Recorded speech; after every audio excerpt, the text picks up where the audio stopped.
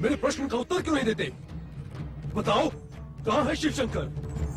जब वे हमें बताकर नहीं गए तो हम आपको क्या बताएं कि वे कहाँ गए हैं? शिव गणों, तुम शिव के सेवक और कैलाश के रक्षक हो। शिव कहाँ जाते हैं ये ज्ञात रखना तुम्हारा कर्तव्य है। अतिशीघ्र बताओ, कहाँ है भोलेनाथ?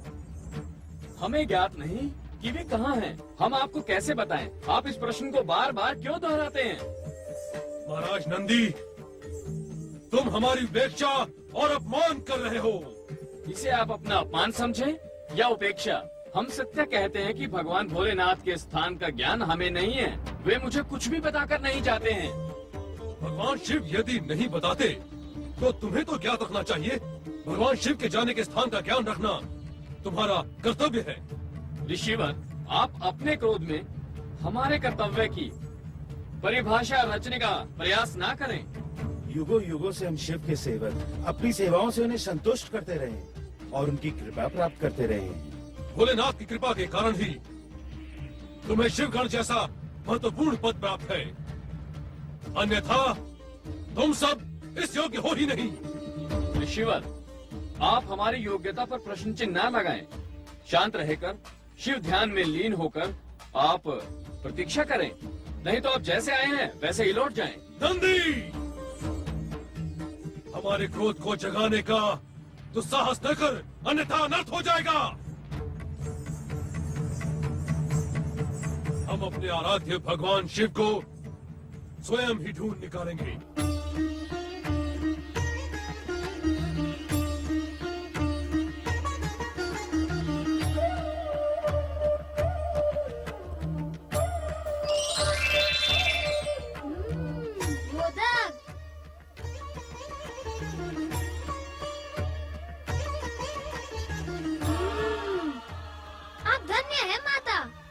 सत्य ही कहा था कि मेरे द्वार पर पहुंचने से पूर्व यह मोदक प्रस्तुत होंगे।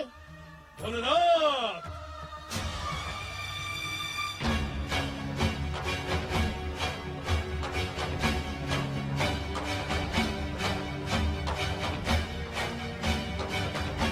हे विचित्र प्राणी, कौन है तू? हट जा मेरे मार्ग से। हमें अपने आराध्य भगवान शिव के दर्शन करने हैं। विचित्र प्राणी मैं हूँ अथवा तुम? क्या तुम्हें इतना भी विवेक नहीं कि यह समझ सको कि इस परम पावन कैलाश की शांति को भंग करना भयंकर अपराध है? हे विचित्र प्राणी, पहले ये बता कि तू है कौन और हमारा मार्ग रोकने का अधिकार तुझे किसने दिया? मुझे यह अधिकार आपके आराध्य भगवान शिव ने दिया है। उनकी आज्ञा है कि माता पार्वती के कक्ष में किसी को प्रवेश करने न दिया जाए। ओ, हमें माता पार्वती के नहीं, अभी तो अपने आराध्य भगवान शिव के दर्शन करने हैं। इस प्रकार हंसकर तू हमारा अपमान कर रहा है, गजमुख। अर्थात अब तो तुम मुझे पहचान गए।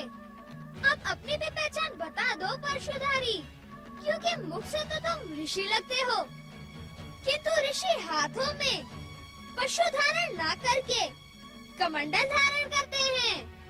इस कारण तुम ऋषि नहीं हो सकते। ये तो सिद्ध हो गया। हम कौन हैं? ये तुम जैसे विचित्र प्राणी को बताने की हमें तनिक भी आवश्यकता नहीं है। हमें भीतर देखने दो, कहीं हमारे आराध्य भगवान शिव शंकर भीतर तो नहीं है? ये कैलाश का नहीं, माता पार्वती के कक्ष का द्वार है। यदि कैलाश द्वार पर प्रहरी होता तो तुम भीतर ही ना आ पाते। मूर्ख बालक, मेरा मार्ग अवरुद्ध करके तूने अपने सर्वनाश को आमंत्रित किया है। हाँ, हाँ। सावधान! शिव त्रिशूल से टकराने का दुस्साहस न कर, अन्यथा तू यहाँ से जीवित नहीं लौटेगा।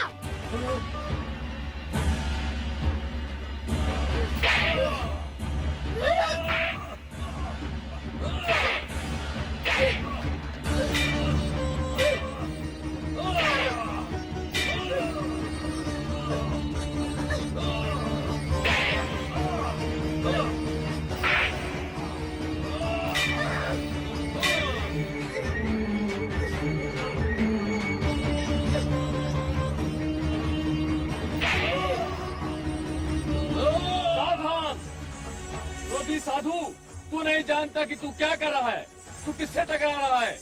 ये अग्र पूजा के अधिकारी हैं, पार्वती नंदन श्री गणेश हैं। शीघ्र कैलाश से लौट जा, नहीं तो तू अपने इन प्राणों से हाथ धो बैठेगा। पुत्र यदि पुत्र की मर्यादा भूल जाए तो उसे दंडित करना गुरु का कर्तव्य होता है। ये विचित्र प्राणी मेरे मार्ग में क्यों आ रहा है? ये श्री गणेश शिव आज्ञा से द्वार के प्रहरी हैं। भक्त और भगवान के मध्य कोई प्रहरी नहीं होता। इस तरह मेरा अपमान और मुझ पर प्रहार करके इसने अपने सर्वनाश को आमंत्रित किया है। हाँ! ये त्रिशूल मेरे पिताश्री शिव शंकर का है। इससे किसी के प्राणों को लेने का अधिकार मुझे नहीं है। इसलिए अंतिम बार कह रहा हूँ, जैसे आए हो वैसे ही लौट जाओ, अन्यथा परिणाम भयानक होगा।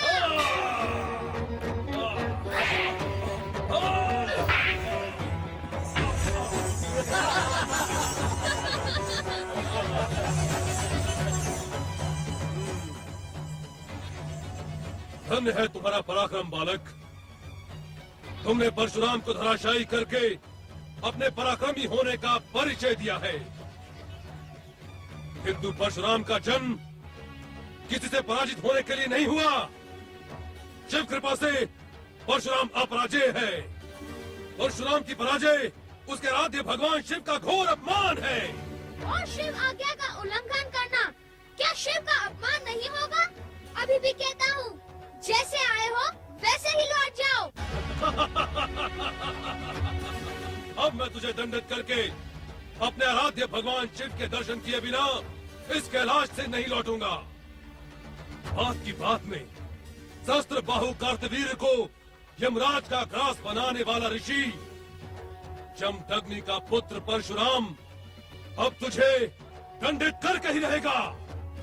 हठी पुरुष, मैं अहंकारी कार्तिवीर्य नहीं हूँ जो तेरे प्रहार से यमराज का ग्रास बन जाए।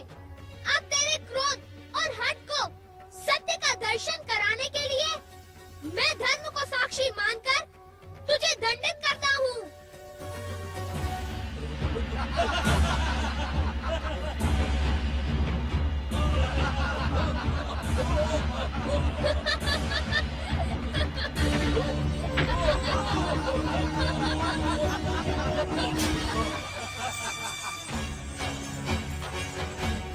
पराक्रमी बालक, तेरा पराक्रम तो वास्तव में प्रशंसनीय है।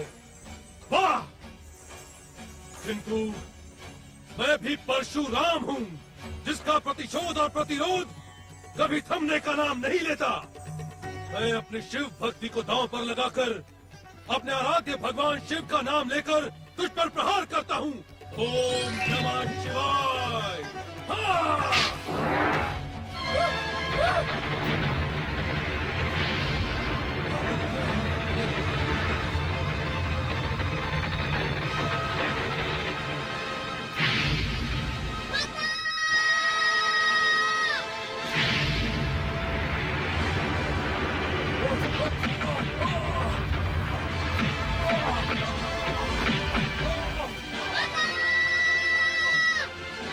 ये क्या हुआ श्री गणेश?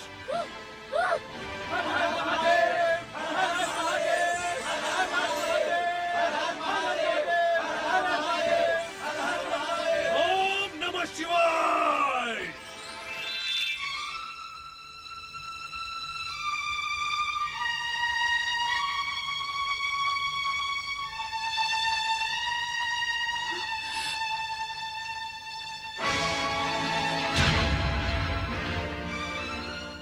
ये अनर्थ तुम्हारे साथ किसने किया पुत्र गणेश?